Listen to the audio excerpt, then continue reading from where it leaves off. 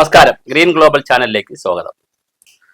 ഇന്ന് നമ്മൾ ചർച്ച ചെയ്യുന്ന മറ്റൊരു പ്രധാന വിഷയം പാറമടകൾ, കോറി ഖനനം നിരോധിക്കണം, നിയന്ത്രിക്കേണ്ട ആവശ്യമില്ല, അത് വേണം, വേണ്ടണം. വലിയ ചർച്ചകളാണ് കേരളത്തിൽ നടക്കുന്നത്. ഒരു വിഭാഗം ജിയോളജിസ്റ്റുകൾ, അത് വളരെ സീനിയർ ആയിട്ടുള്ള ആളുകളും ഒക്കെ ഉണ്ട്, പല ചർച്ചകളിലും പറയുന്നത് കേട്ടിട്ടുണ്ട്. നമുക്ക് കോറി എടുത്തത് കൊണ്ട് പരിസ്ഥിതിക്ക് വലിയ പ്രശ്നങ്ങളില്ല. അപ്പോൾ അവിടെ തന്നെ മറ്റൊരു ഭാഗം ചോദിക്കുന്നു, അങ്ങനെയാണെങ്കിൽ എന്തിനാണ് മഴക്കാലത്ത് കോറി, നല്ല മഴ വരുമ്പോൾ, ഓറഞ്ച് അലർട്ട്, റെഡ് അലർട്ട് ഒക്കെ വരുമ്പോൾ കോറി ഖനനം നിർത്തിവെക്കുന്നത് ജില്ലാ കളക്ടർമാർ? പ്രശ്നമല്ലെങ്കിൽ എപ്പോൾ വേണം എടുക്കാലോ. അപ്പൊ വീണ്ടും അടുത്ത വാദം വരുന്നു. നല്ല രസമാണ് ഇത്, ഒരു വാദപ്രതിവാദ വിഷയമാണ്, സംവാദ വിഷയമാണ്. അടുത്തൊരു ചോദ്യം വരുന്നത്, കോറി എടുത്തത് കൊണ്ട് അല്ലെങ്കിൽ പാറ ഖനനം ചെയ്തത് കൊണ്ട് 300 മീറ്ററിനകത്തമേ ഉള്ള പ്രശ്നമേ വരുന്നുള്ളൂ, ഒരു വാദമുണ്ട്. മറ്റൊരു വാദമുണ്ട് 50 മീറ്ററിനകത്തുള്ള പ്രശ്നങ്ങളെ വരുന്നുള്ളൂ. പിന്നൊരു വാദമുള്ളത് 2 കിലോമീറ്റർ ദൂരത്തിലേക്ക് പ്രശ്നങ്ങൾ വരും. പൊടിപടലങ്ങൾ ഉണ്ടാകുന്നത് അവിടുത്തെ ആളുകൾക്ക്, അതിന്റെ സമീപപ്രദേശത്തെ ആളുകൾ ഉണ്ടെങ്കിൽ അവർക്ക് ശ്വാസകോശ സംബന്ധമായ പ്രശ്നങ്ങൾ, ആസ്മയൊക്കെ വരും. പാറ പൊട്ടിക്കുമ്പോൾ ഉണ്ടാകുന്ന പ്രകമ്പനം, ശബ്ദം കൊണ്ട് പാറകൾക്ക് ഫ്രാക്ചറുകളും വിള്ളലുകളും അതിന്റെ സ്ട്രക്ചറും ഒക്കെ മാറാൻ സാധ്യതയുണ്ട്. അടുത്തൊരു വാദം, ഇത് എടുക്കാമെങ്കിൽ, സീരിയസ് ആയിട്ട് അങ്ങ് എടുക്കാമെങ്കിൽ, എന്റെ സംശയം, എന്തിനാണ് ഇത്രയും നിയന്ത്രണങ്ങൾ? ഇതിനകത്ത് കുറെ അഴിമതിയും കേൾക്കുന്നുണ്ട്. നിയന്ത്രണം ഉള്ളതുകൊണ്ടാണല്ലോ ലൈസൻസ് വേണ്ടി വരുന്നത്. ലൈസൻസ് നിയന്ത്രണം ഉള്ളപ്പോഴാണല്ലോ അത് ലംഘിക്കാനൊരു താല്പര്യം വരുന്നത്, അവിടെ ഒരു സ്ഥാപിത താല്പര്യം വരുന്നത്. അങ്ങനെ വരുമ്പോഴാണല്ലോ അഴിമതിക്ക് സാധ്യത വരുന്നത്. എന്തിനാണ് മൈനിങ് ജിയോളജിയുടെ ലൈസൻസ്? എന്തിനാണ് പൊല്യൂഷൻ കൺട്രോൾ ബോർഡിന്റെ ലൈസൻസ്? എന്തിനാണ് എക്സ്പ്ലോസീവ് ആക്ട് ഒക്കെ ഇംപ്ലിമെന്റ് ചെയ്യുന്നത്?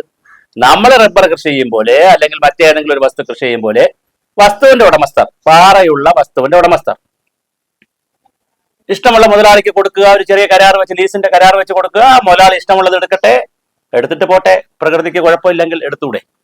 നമുക്ക് വിഴിഞ്ഞം പദ്ധതിക്ക് ആവശ്യമുള്ള കല്ല് കിട്ടും, ഏത് വലിയ പദ്ധതി വന്നാലും അതിനാവശ്യമുള്ള കല്ലുകൾ കിട്ടും. വികസന പ്രവർത്തനത്തിന് കല്ല് കിട്ടും, ഫ്ലാറ്റിന് കിട്ടും, മണൽ കുറവായതുകൊണ്ട് എംസാൻഡ് കിട്ടും, ചല്ല് കിട്ടും, മെറ്റൽ കിട്ടും, എല്ലാം കിട്ടുമല്ലോ. എന്തിനാണ് നമ്മൾ ഈ ബഹളം ഉണ്ടാക്കുന്നത്? അപ്പൊ ഒരു വശത്ത് നമ്മൾ പറയുന്നു നിയന്ത്രണം വേണം, പരിസ്ഥിതിക്ക് പ്രശ്നമില്ലെങ്കിൽ എന്തിനാ നിയന്ത്രണം? അപ്പൊ എല്ലാം കൂടി ഒത്തുപോകില്ല. പരിസ്ഥിതിക്ക് പ്രശ്നമില്ല എന്ന് എത്ര കോറി എടുത്താലും പരിസ്ഥിതിക്ക് പ്രശ്നമില്ല എന്ന് വാദം പറയുകയും അതേസമയം നിയന്ത്രണം വെക്കുകയും ചെയ്യുന്നത് പ്രശ്നമാണ്. എന്താണ് ആക്ച്വലി സംഭവിക്കുന്നത്?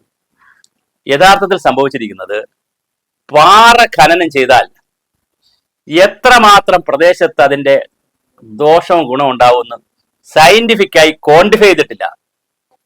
ക്വാളിറ്റി വൈസ് നമ്മൾ പറയുന്നു, ഇങ്ങനെ ഉണ്ടാകും, അങ്ങനെ ഉണ്ടാകും, ആ പ്രശ്നമുണ്ട്, ഈ പ്രശ്നമുണ്ടെന്ന് പറയുന്ന, അല്ലാതെ ഇത് ക്വാണ്ടിഫൈ ചെയ്തിട്ടില്ല. കേരളത്തിൽ അടിയന്തരമായി ജിയോളജിസ്റ്റുകളും ജിയോഗ്രാഫർമാരും എൻവയോൺമെന്റലിസ്റ്റുകളും ഹൈഡ്രോ ജിയോളജിസ്റ്റും അങ്ങനെ ഒരു സംഘം ഗവൺമെന്റ് ചുമതലപ്പെടുത്തേണ്ടതാണ്.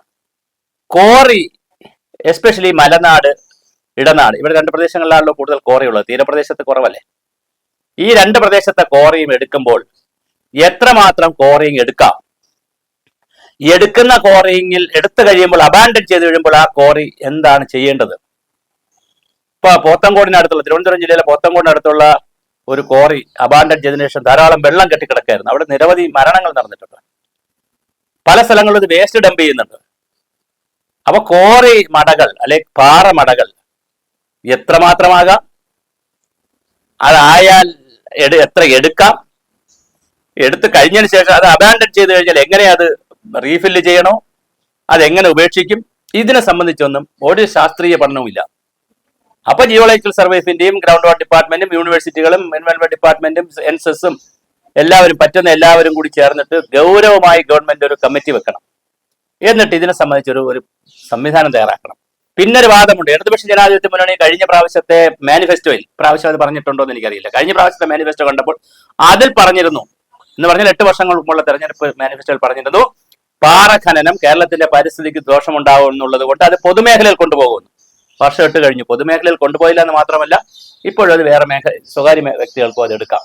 സ്വകാര്യ വ്യക്തികൾക്ക് എടുക്കണോ വേണ്ട എന്നുള്ളത് വേറെ ചർച്ചയാണ്. പക്ഷെ എത്ര പാറമട എടുക്കാം?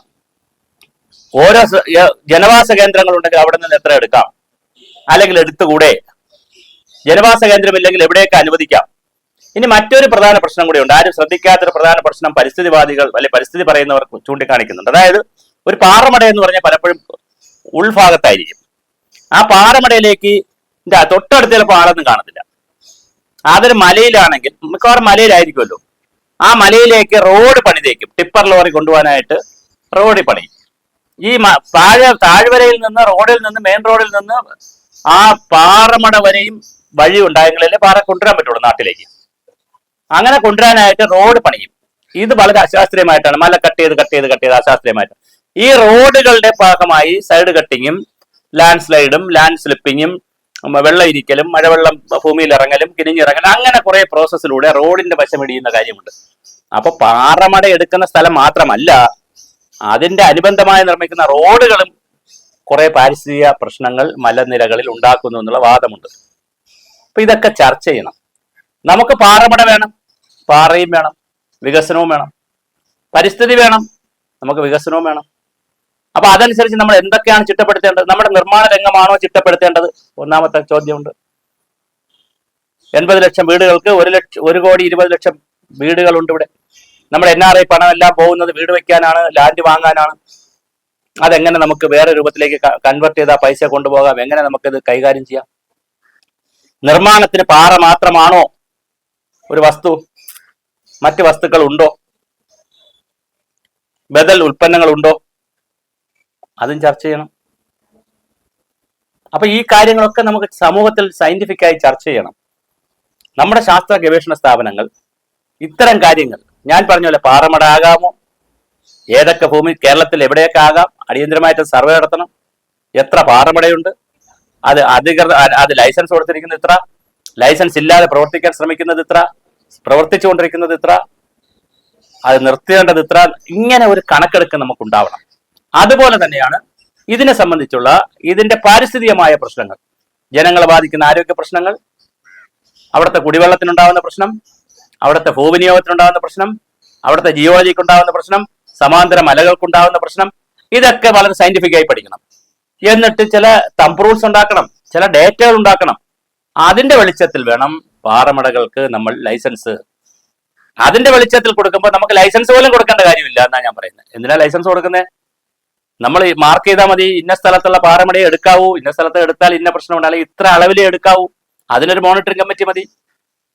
ഈ 100 പേപ്പറിന്റെ ആവശ്യമില്ല. പാറ മുതലാളിമാർക്ക് സന്തോഷമല്ലേ, എടുക്കുന്ന ആളുകൾക്ക് സന്തോഷമാണ്. ഇനി സ്വകാര്യ മേഖലയിൽ നിന്ന് പൊതുമേഖലയിലേക്കാണ് കൊണ്ടുപോകുന്നതെങ്കിൽ സ്വാഭാവികമായിട്ട് പൊതുമേഖലയിൽ ഇരിക്കുന്ന സർക്കാരുകൾക്ക് പാറയുടെ നിയന്ത്രണം വരികയും അത് സ്വകാര്യ വ്യക്തികൾക്ക് എടുക്കാൻ വേണ്ടി കോൺട്രാക്ട് കൊടുക്കും. PWD കോൺട്രാക്ട് വർക്ക് കൊടുക്കുന്നില്ലേ, വാട്ടർ അതോറിറ്റി കോൺട്രാക്ട് വർക്ക് കൊടുത്തല്ലേ എടുക്കുന്നത്. അങ്ങനെയൊക്കെ ചെയ്യാമല്ലോ. അപ്പോൾ അതുകൊണ്ട് സ്വകാര്യ വ്യക്തികളെ മുഴുവൻ മാറ്റി നിർത്തുന്നതെന്നുള്ള അർത്ഥത്തിലല്ല, അത് കോൺട്രാക്ടർമാർക്ക് അതിലൊക്കെ വർക്ക് എടുത്ത് കൊട്ടേഷൻ വിളിച്ച് വർക്ക് എടുത്ത് അവർക്ക് കോൺട്രാക്ട് വർക്ക് ചെയ്യാം. അതിന് തെറ്റുള്ള കാര്യമല്ല. പക്ഷേ ഇതിനകത്തൊരു ഒരു ഒരു ഒരു കൃത്യമായ ഒരു പ്രിൻസിപ്പിൾ നമുക്ക് കൊണ്ടുവരണം. ഇപ്പൊ ഉള്ള ഏറ്റവും വലിയ ഗ്യാപ്പ് പാറമടകൾ എന്ത് പാരിസ്ഥിതിക പ്രശ്നമാണ് ഉണ്ടാക്കുന്നതെന്ന് ക്വാണ്ടിഫൈ ചെയ്തിട്ടില്ല. ക്വാളിറ്റി വൈസ് ചില കാര്യങ്ങൾ പറയുന്നു, അതും വളരെ ശാസ്ത്രീയമല്ല. അപ്പോൾ ഏറ്റവും ശാസ്ത്രീയമായി ക്വാളിറ്റി വൈസ് ഉണ്ടാകുന്ന പ്രശ്നങ്ങൾ, ഓരോ മേഖലയ്ക്കും സെക്ടറുകൾക്കും വിഭാഗങ്ങൾക്കും ഉണ്ടാകുന്ന പ്രശ്നങ്ങൾ, അതിന്റെ ഷോർട്ട് ടൈം പ്രശ്നം, ലോങ് ടൈം പ്രശ്നം എന്താണെന്ന് ക്വാണ്ടിഫൈ ചെയ്യണം. അത് കേരളത്തിൽ അടിയന്തരമായി നടക്കണം. അത് ക്വാണ്ടിഫൈ ചെയ്തുകൊണ്ട് തീർച്ചയായിട്ടും നമുക്ക് പാറമടകളെ ഒന്ന് പുനർനിർവചിക്കാം.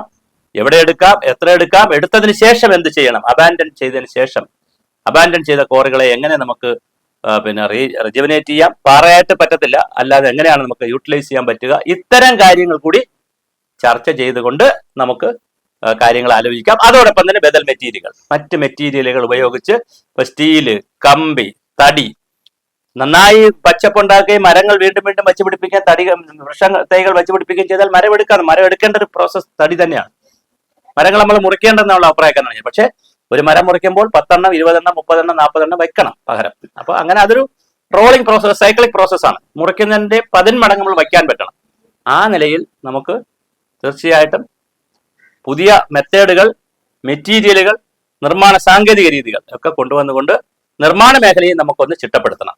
എണ്ണത്തിലും ചിട്ടപ്പെടുത്തണം, സാങ്കേതിക വിദ്യകളിൽ ചിട്ടപ്പെടുത്തണം, മെറ്റീരിയലുകളിൽ ചിട്ടപ്പെടുത്തണം. ഈ ചിട്ടപ്പെടുത്തലുകൾ കൊണ്ട് നിർമ്മാണ മേഖലയും നമുക്കൊന്ന് സംരക്ഷിച്ചുകൊണ്ട് നമുക്ക് പ്രകൃതിയെയും പരിസ്ഥിതിയെയും സംരക്ഷിക്കുകയും എങ്ങനെയാണ് പാറമടയെ നമുക്ക് പ്രോത്സാഹിപ്പിക്കുകയും ചെയ്ത്, അല്ലെങ്കിൽ പാറമട എങ്ങനെയാണ് നമുക്ക് നമ്മുടെ ഒരു സയന്റിഫിക് ആയിട്ടുള്ള പ്രൊഫഷണൽ ആയിട്ടുള്ള ഒരു കൺട്രോളിലേക്ക് കൊണ്ടുവരിക എന്നുള്ള ചർച്ചയാണ് കേരളത്തിൽ നടക്കേണ്ടത്. അല്ലാതെ അഡമന്റായി പാറ തുടരുത് എന്നുള്ള വാദവും, ഇഷ്ടംപോലെ പാറ എടുത്തോളൂ, ഇതൊന്നും ഒരു കുഴപ്പമില്ല പ്രകൃതിക്ക് പരിസ്ഥിതിക്കും എന്ന് പറയുന്ന വാദവും നമുക്ക് അംഗീകരിക്കാനാകില്ല. ഇത് രണ്ടിന്റെയും ഇടയ്ക്കുള്ള ഏറ്റവും ശാസ്ത്രീയമായ ഒരു കാഴ്ചപ്പാടിലേക്ക് കേരളം പോകുമെന്ന് നമുക്ക് തീർച്ചയായും പ്രതീക്ഷിക്കാം. അതാണ് സർക്കാരുകളിൽ നിന്ന് പൊതുജനങ്ങൾ ആഗ്രഹിക്കുന്നത്, പ്രതീക്ഷിക്കുന്നത്.